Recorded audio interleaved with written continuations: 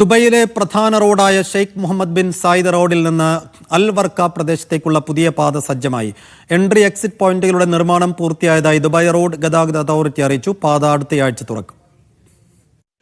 Al Warqa മേഖലയിലെ സുപ്രധാന പാതയാണ് റോഡ് ഗതാഗത അതോറിറ്റി പൂർത്തിയാക്കിയത്.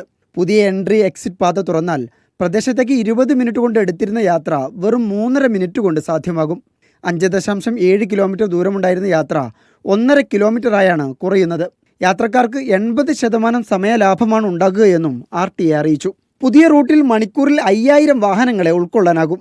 ഇതോടൊപ്പം ഗതാഗതക്കുരുക്ക് കുറയ്ക്കാനും പ്രദേശത്തേക്ക് പ്രവേശനം എളുപ്പമാക്കാനും സഹായിക്കും. മേഖലയിലെ സമഗ്ര വികസനം ലക്ഷ്യമിട്ട് പ്രഖ്യാപിച്ച 8 കിലോമീറ്റർ റോഡ് വികസന പദ്ധതിയുടെ ഭാഗമായാണ് പുതിയ പാത പൂർത്തിയാക്കിയത്. 2024 ഒക്ടോബറിലാണ് പദ്ധതി പ്രഖ്യാപിച്ചത്. അൽവർക്ക മേഖലയിൽ സമഗ്ര വികസന പദ്ധതിയാണ് നിലവിൽ RTA നടപ്പാക്കുന്നത്.